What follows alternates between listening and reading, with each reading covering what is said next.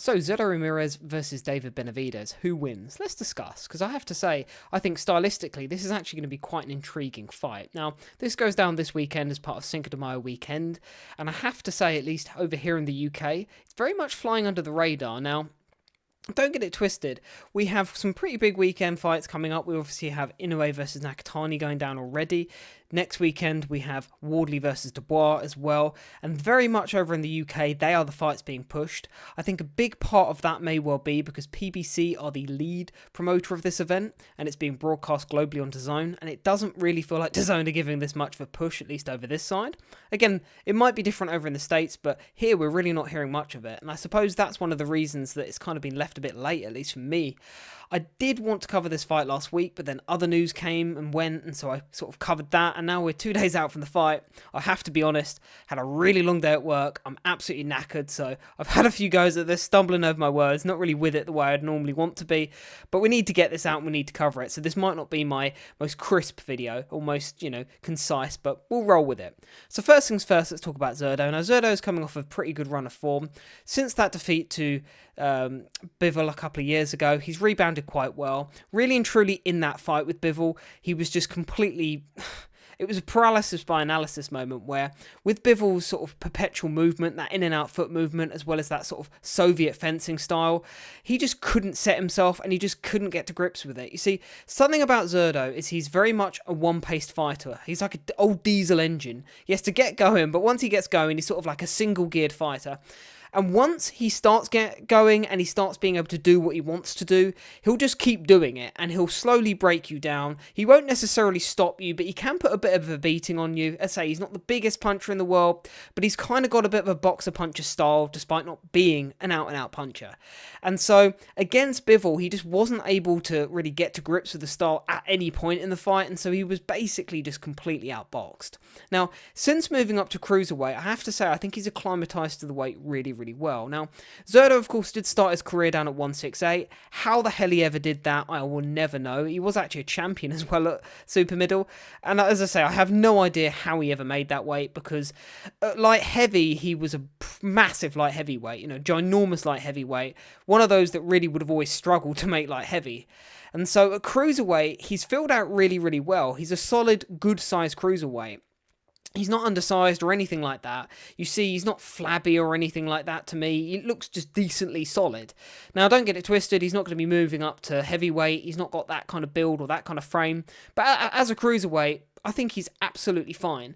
And I say, his wins have been pretty good. Goulamarian, a very solid world-level fighter. Chris Billam-Smith to pick up the title. Again, a world-level fighter. Not necessarily an elite world champion, but still a good world champion. And then Junior Daltakos, at that point, a bit of a faded force, but still a decent defence to get under your belt. So, on a decent run of form as is Zurdo, and as I say, going into a fight against Benavidez, it's good momentum. Now, Benavidez, as far as he's concerned, of course, we had Andrade, Vozdek, Morel, and then Yard. Now, that is a pretty solid run of form as well. Of course, coming in here unbeaten as well. Now, I want to focus on that Yard fight, because I think the key to this fight kind of comes in that fight. Now, don't get it twisted. Stylistically, Anthony Yard and Zurdo Ramirez are not anything alike. Yard, a lot more fast and explosive, at least from a combination punching point of view. But I think something that we got to see there, which I think will be quite pivotal in this fight, is that David Benavidez can go about his work in a very, almost a different kind of way, in that he's a pressure fighter, but he has gears. And when he wants to go through the gears, he can. Which is kind of the antithesis of Zurdo Ramirez. As I say, Zurdo Ramirez will get into his groove, and if he knows he's better than you, if he knows he can break you down, if he knows he can beat you up, then he'll just start doing that, and he will just keep doing it, Even if he sees you flagging, even if he sees you're hurt, or you're staggering a bit, he's not necessarily going to put the foot on the accelerator to get you out of there. He's just going to keep doing what's working. David Benavidez, on the other hand, different kettle of fish. You see, if you go and watch that Yard fight, he literally went through the gears in real time. And in that, what was it, the 6th round, I think, he stopped Yard? Something in and around there. I can't remember off the top of my head. When he had Yard hurt, he went from 3rd to 5th gear like that. He was like, right, I've got my man hurt. I'm going to start putting punches in bunches and I'm going to knock you out. And that is what Benavidez does really well. He has gears to go through and he goes through them every single fight. If he's matching you at second gear, then he's going to go into third gear. If you're matching him in third gear, then right, we're going to fifth gear.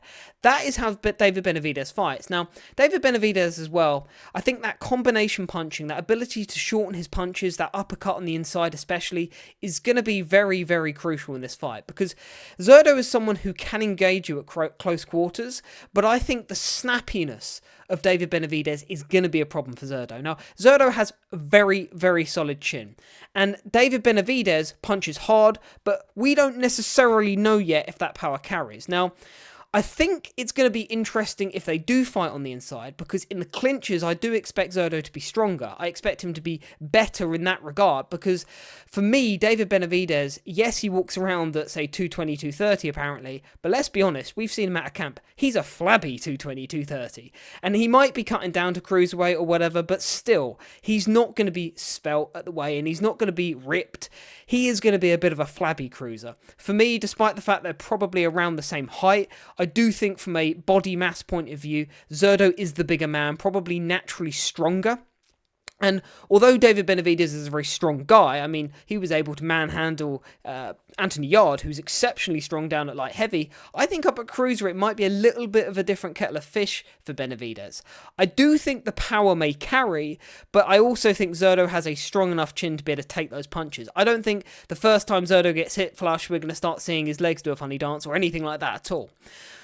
That being said, I do think if they do start engaging each other at close quarters, which I fully expect to happen, I don't think this is going to be a fight that's fought at long range or anything like that. Maybe medium range at points. I do think Zurdo will be trying to establish his jab, and at points maybe try and keep it a little bit longer.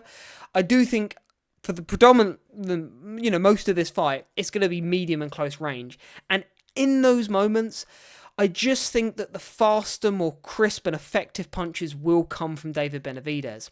And I think that David Benavidez will be able to go through those gears in a way that someone like Zurdo just can't. As I said, Zurdo is an old diesel engine. Once he gets going, he's pretty solid, but he'll just keep doing what's working. He doesn't necessarily have that gear to go up to match you with, whereas David Benavidez does.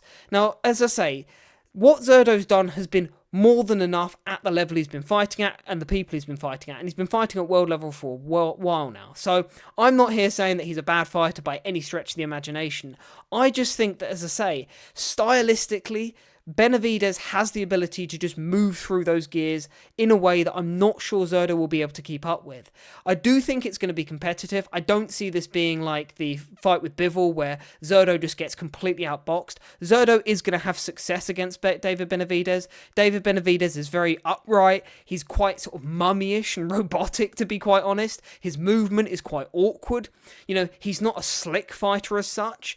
So I don't necessarily think he's going to be getting out of the way of all the shots. I do think there are going to be rock and soccer moments in this fight, but I just think that I don't know, I just think stylistically that Benavidez is going to be able to edge this. As I say, I don't see this being a fight where we get to the judge, and spoiler alert, I don't think there's going to be a knockout in this fight. I think we will get to the judges' scorecards, and I think it will be relatively close. But I just think that over the course of the 12 rounds, Benavidez will be able to do more clean work, and I think that will win him the fight. But please let me know what you think. Let me know if there's anything you think you've spotted or anything you think that, I've maybe missed, because I do think it's kind of all open to interpretation, because we actually don't know how Benavidez looks at cruiserweight. So it's one of those that's...